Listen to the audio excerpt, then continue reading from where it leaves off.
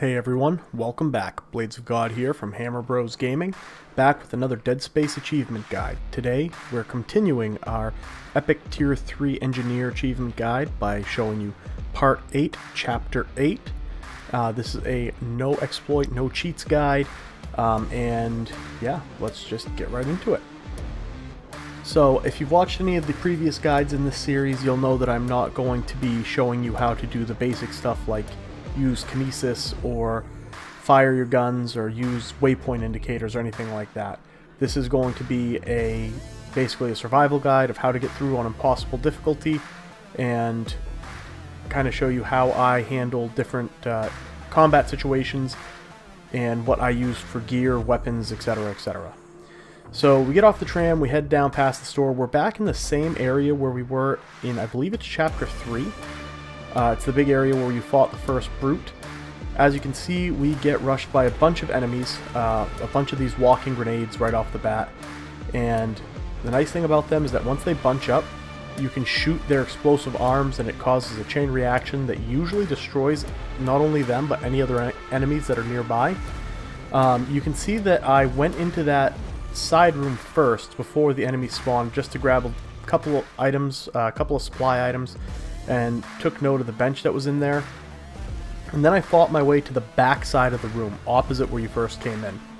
All of the enemies, like where I am right now, up on this little platform, enemies will not spawn behind you here. It's a very safe place to sit. In fact, you can see I'm kind of like waiting for more enemies to come in, and there's a necromorph and a pouncer or a jumper enemy up on the wall there that you can see. And even though I'm shooting, I'm too far away to draw their aggro, so you could sit back here and snipe at them and take them out like I'm doing. If you get a little bit bored or you're rushing, you could definitely move up and aggro the enemies and they will come to you. But like I said, we're on impossible, it doesn't take much to die, so sitting back here, wasting a little bit extra ammo to stay safe, especially if you're low on health, is not a bad idea. So once these two enemies are dead, we're going to move ahead a little bit, and I thought I heard another enemy, so I kind of backtracked, went around the other side of that central pillar and saw the other necromorph who was guarding the other door, and that was it. Normally I do slow down my encounters, but when I was sitting way out back there sniping, it took a while, and I didn't want you guys to get bored watching in real time, so I decided to just speed that up. So anyway, once all the enemies are cleared and the lockdown is lifted, you're going to want to come out and search for any items or supplies that the enemies may have dropped. There's a few boxes on the edges of the room that you can definitely check for more supplies. I go back to the store, which I recommend doing since you'll have limited inventory space. Go back to the store, sell off what you don't need, and just buy up anything that you will need. So if you're low on med packs, get yourself a few extra med packs. If you're low on ammo, get ammo. I end up, come the end of this chapter, being very low on ammo, almost running out, so I would recommend taking a little bit more than you think you're going to need. It definitely doesn't hurt to have the extra ammo on hand. Worst case scenario, you end up having to drop it to make room in your inventory. Best case scenario, you don't use it, put it back in the store or in the safe when you come across another store. Anyway, once you hit the top of the elevator, you're going to gather all the supplies in this room and then head out into that hallway. Again, this area should look pretty familiar as we were here in Chapter 3. This hallway does have a lot of wall lockers with supplies, but we have a couple of tentacle men that we need to take care of on the walls first. There's one right at the end of this hallway that you can clearly see. There's another one around the corner to the left, so you don't want to advance too much. I stay back, take my time, just like we've done in the past.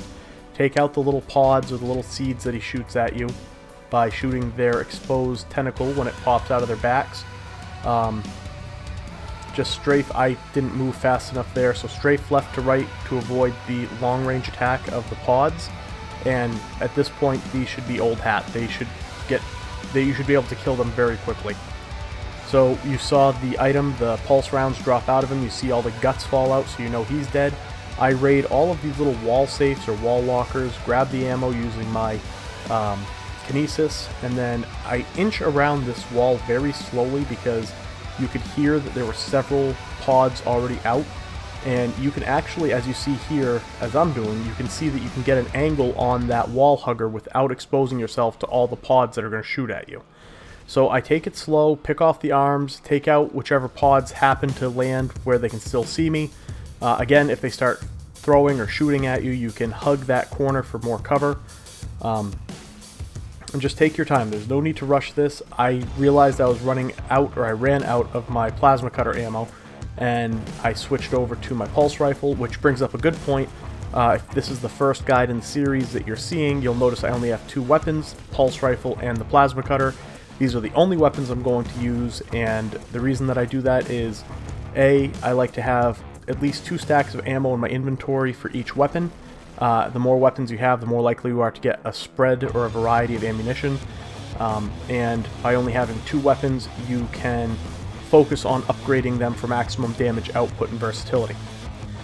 So as you can see, the room's now cleared. I'm checking to see what I have for ammo. It's not much, so we come through the door between the wall huggers, and we face what I call a snake man. He takes a lot of damage. He's kind of a bullet sponge. Don't let him get close to you. No matter, like, just don't let him get close to you. His grab attack is really bad. Once he falls, or once you take out his legs, he's going to burst apart into all of these little individual pieces. There's like heads and arms, and it's just a mess. So keep him at bay. I didn't use stasis here, and I probably should have, because I lost track of the head, which was on the ceiling, and ended up grabbing me. Thankfully, I had pretty much full health, so it didn't kill me, but they really can drain your health quickly. So make sure you keep an eye on where all the different parts are, because they do quite a bit of damage for being a small enemy. As you can see, that one grab attack drained about half of my health, so yeah, just don't let them grab you. Anyway, once the snake man is dead, we're going to run ahead. There is a save and a bench here, so if you have some nodes to spend, you can see I have 2. I'm going to use only 1 of them because, as I've said in my previous guides, you always want to keep 1 power node on your person in case you happen to come across any supply rooms that require a power node to get into. Once you've visited the bench, go up this elevator. You're going to come to a catwalk, go through a door, and then you're on this sort of gantry or gondola. And there's not much to do other than sit and wait to run into a body. There it is. And come to the other end of it. You can listen to the audio if you want. And we're still waiting. And there we go. So we're going to come through this door, and this is the relay room, or the control room for the relay room. There's some supplies in the back that you can see I'm picking up here, and a schematic, so make sure you grab that. Power node in the blue box next to you, make sure you grab that because we love our power nodes. And just clean out all of these lockers before we advance.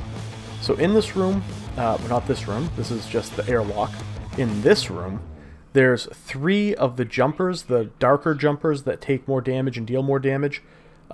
I try to, they're pretty far away, and I really want to keep my back to a wall so I don't jump into the middle of the relay room. Instead, I try shooting at them to aggro the enemies over, and it doesn't work right away, which I go through a pretty decent amount of ammunition trying to get their attention before I finally say, okay, well, I got one of their attention, it's just not the one I'm shooting at. So you'll see I'll switch over and pay attention to the one coming up on the left there.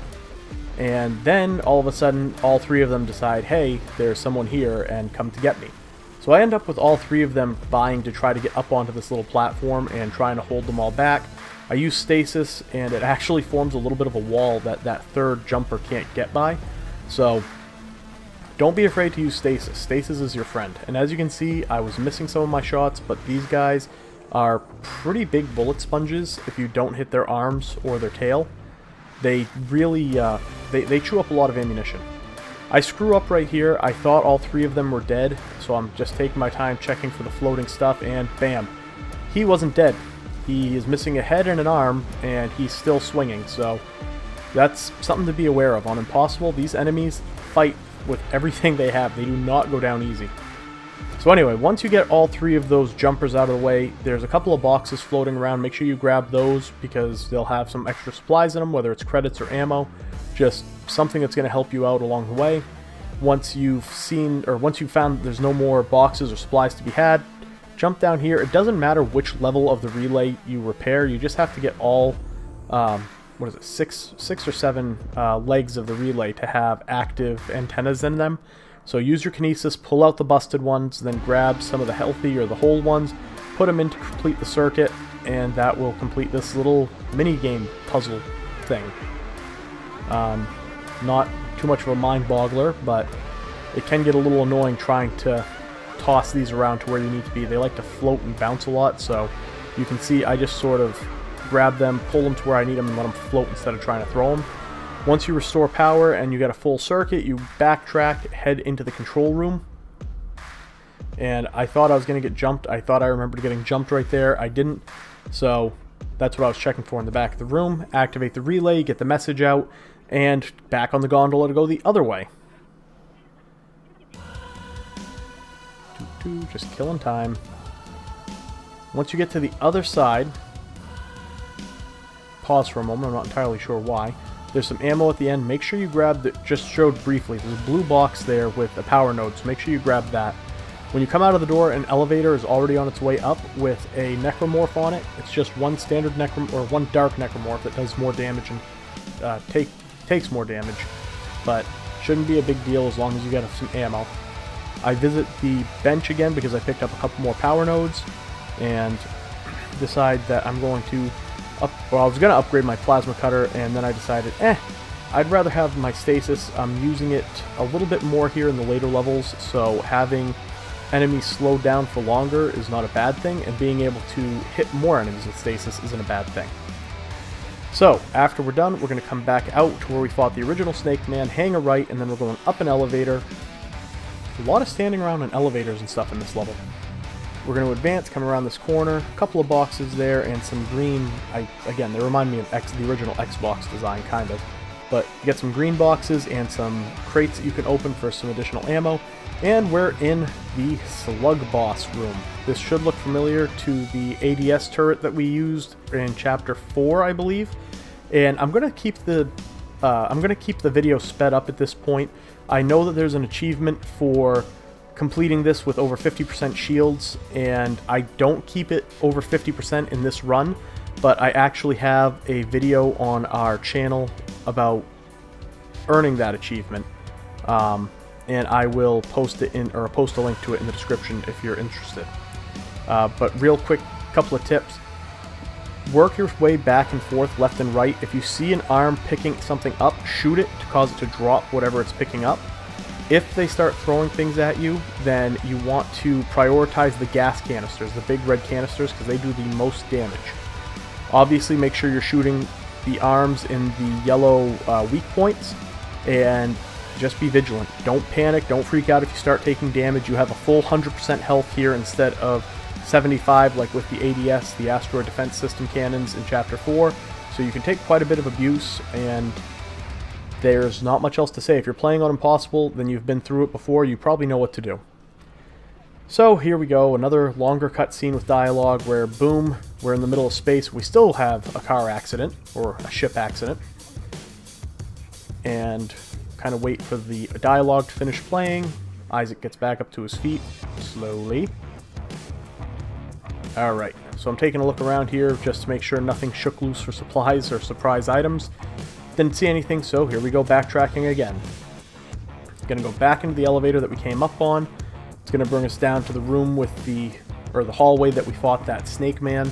And I realize Snake Man isn't his official canon name or enemy type, but that's what I call him.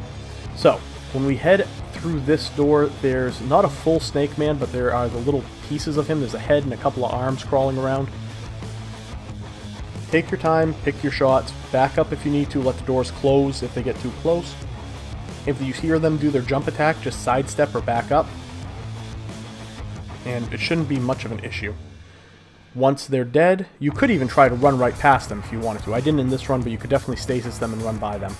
Anyway, once they're dealt with or ran by, you're going to get back in the elevator, head down to the atrium where we first started, and we're going to end up with another Snake Man.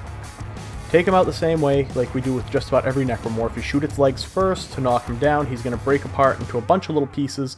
I actually was trying to lure all of the individual pieces around that central pillar so I could just run for the exit and not deal with them because I knew I was low on ammo, but that didn't work. 3 or 4 of them ended up coming around to the right instead of following me, so I didn't realize that one of the pieces had followed me, and I ended up getting blindsided, taking a hit.